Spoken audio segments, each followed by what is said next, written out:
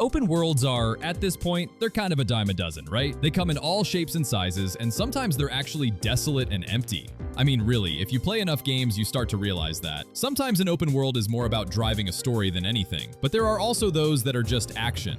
They're fun, there's always something going on. The story might be interesting, the mechanics might be interesting, but the world itself is just a bag of fun, crazy stuff happening. Hi folks, it's Mac, and today on this video, 10 best open world games where action never stops. Starting off with number 10, it's Just Cause 3. This series trades heavily in how much stuff can go off at once, right? And basically the entire premise is Rico Rodriguez is a former Black Hardware standing against an evil empire of some kind, and he mostly does it with explosives and guns. The real draw here is that you can zip around using a grapple like Spider-Man, but without the webs, right? Just straight up grappling hook on a spring-loaded cable. It's fun as hell to sweep in and completely destroy anything you want, which are the two things Just Cause is best at, going from base to base, totally destroying them with explosions and machine gun fire.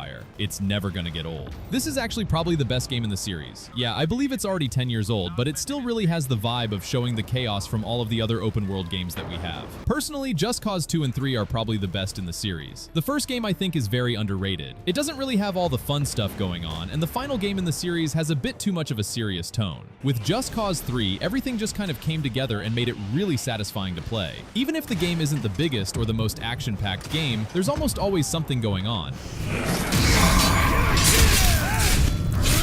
At number 9, it is Middle-earth: Shadow of Mordor. Originally released back in 2014, this is a clever open-world game that puts you in the shoes of Talion, a ranger of Gondor stationed at the Black Gate until the forces of Sauron return to power and murder your wife and son, along with you, during a dark ritual led by Sauron's lieutenants. Kind of a wild setup, honestly. It feels like the end, but you are actually brought back to life by wrathful elf spirit, who pulls you into this strange half-alive state that turns you into one of the most dangerous rangers Gondor has ever seen. To keep things moving, you hunt down Uruk captains, uncover who is climbing the hierarchy in Mordor, dismantle their chain of command, and push your way through the ranks while chasing revenge.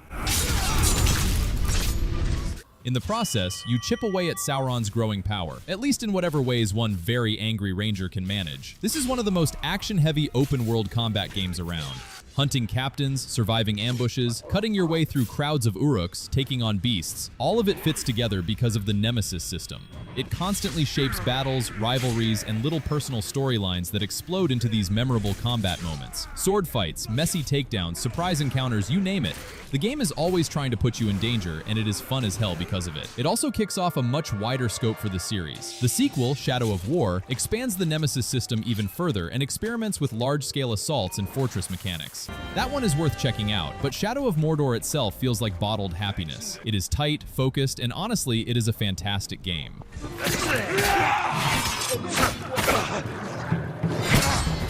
And number 8, it's Ghost of Tsushima. Now, I'm not exactly giving a history lesson with this one. People pretty much know what this is. It's one of the biggest PlayStation exclusives from Sony on the PlayStation and Steam, and if not one of the absolute best, certainly the most beloved. And given that the new Ghost of Yotei is out, I feel it is appropriate to revisit the game where it all began. Because why not? It's just great. So you play as Jin Sakai of the Sakai clan, a noble samurai defending Tsushima Island from a vicious assault by invading Mongols. It is simple, direct, with incredible accents to the world and characters, and honestly incredible swordplay and action. This is pure open-world action mixed with a kind of butcher blade fest we got from games like Assassin's Creed, just with a relentless samurai flavor mixed in that feels absolutely powerful. What really keeps the whole thing moving, though, is not necessarily the world or the depth, it's just how committed it is to sword fights. Every big showdown, it throws you into an amazing katana duel using massive swings, gorgeous cuts, and devastating blows. It makes fighting with a blade exciting. Even in the simplicity of the gameplay, it is energetic and thrilling, which really gives the game a non-stop sensibility.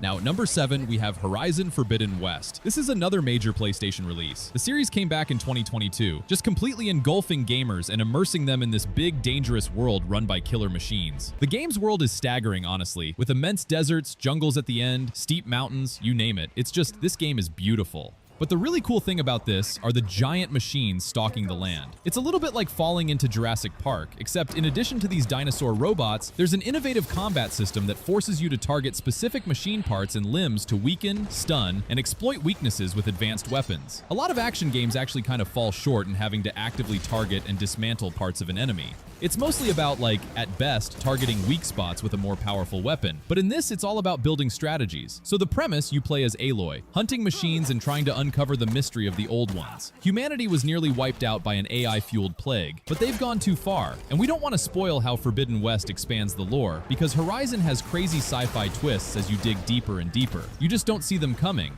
But it's exciting, okay? Whether it be through hunting machines or following the storyline, it's a living, breathing experience. Obviously not literally because it's moving.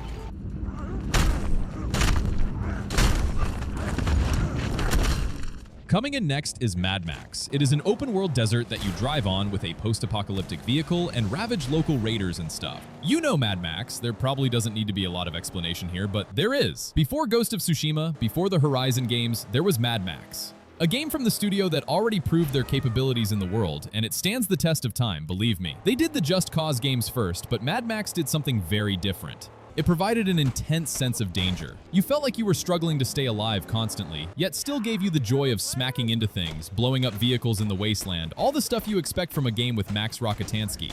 So it also has some epic boss fights, some frantic convoy assaults, and some very thick atmosphere scraped right out of a wasteland road movie. It's surprising how good this game remains if you've played it before. The gameplay is just streamlined to perfection. You walk into the desert, you're going to be fighting somebody, you're going to be crashing into a rampaging vehicle and catching something on fire. It's going to be an experience. I know, this doesn't have the sheer mayhem of the Just Cause series, but it is still a game that's incredibly fun and dangerous.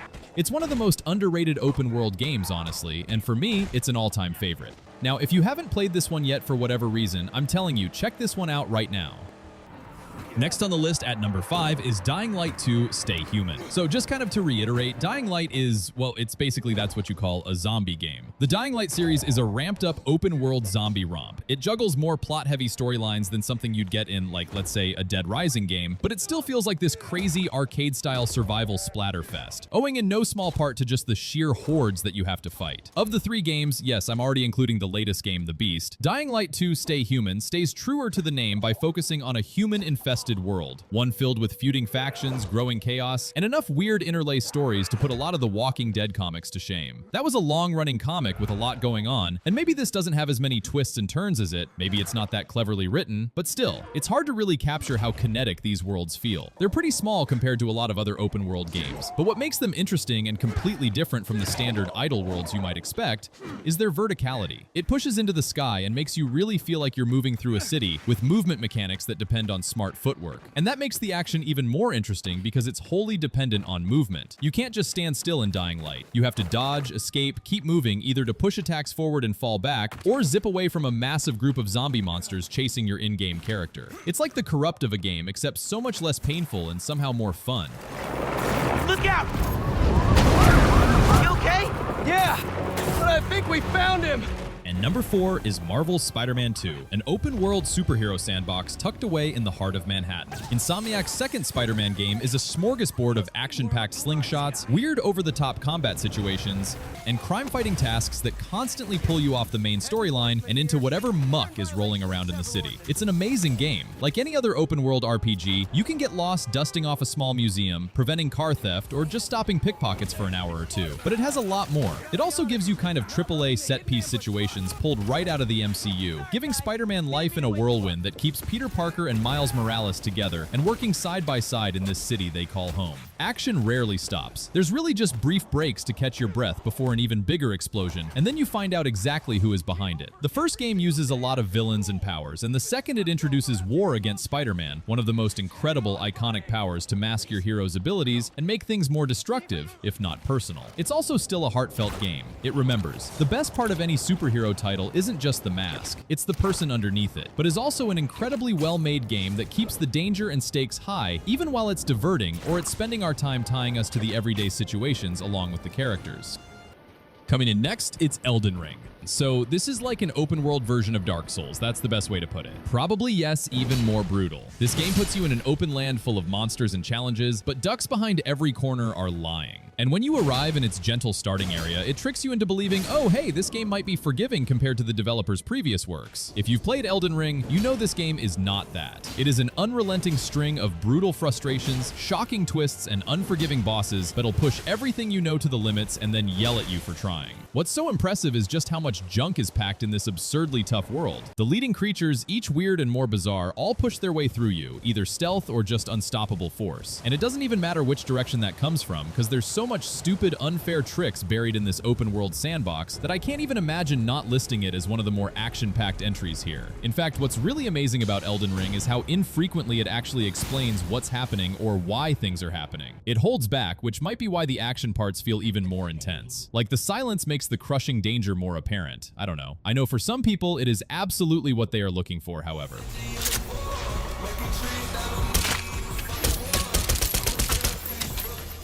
And number 2, Cyberpunk 2077. A lot has changed since the release. Honestly, the game was kinda miserable when it first came out, and a lot of people, including me, kinda gave up on hope. Recently, Cyberpunk 2077 has been transformed into just something different than what it was. Everything we hated back on release pretty much, a lot of that stuff has been fixed or solved or at least greatly improved. And while there are holdouts, the final patches and Fix 2.0 update really made it something to talk about, especially with that Phantom Liberty DLC dropped in 2023 and instantly made it one of the best open-world action atmospheres out there. The action never stops in Night City. There's always a new way to slip in the awesome fighting or a storyline that leads to a big, violent conclusion. There are characters you meet that get caught up and become fun support adventures. Events explode and escalate into overblown, weird situations. It's the kind of freedom only a game like this can provide. It empowers you to go wild, leading to these fun and satisfying battles other games just cannot provide on Cyberpunk's scale.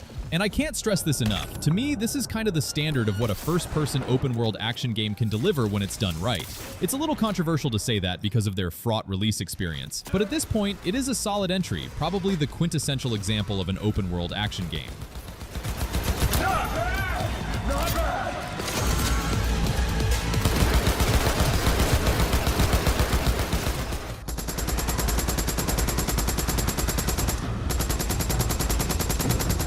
And finally, at number 1, it's Days Gone. This game is nuts. It's a zombie apocalypse free-roaming biker game, and you play as Deacon St. John, a man struggling to survive in a post-apocalyptic wasteland.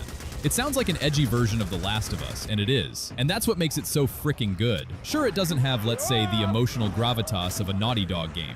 You don't have the pulling your heartstrings father-daughter story, but it is set in a similar feeling world, and it's a game that has these massive armies of zombies terrorizing an entire state, and you have to untangle the mystery behind the freaker hordes and the creepy experiments that led to the end of the world. This game is absurd in the best way possible. Imagine walking into what should be a regular small town, and suddenly you're being hunted by thousands of zombies, each moving as part of this massive, writhing collective with no discernible anatomy or reason.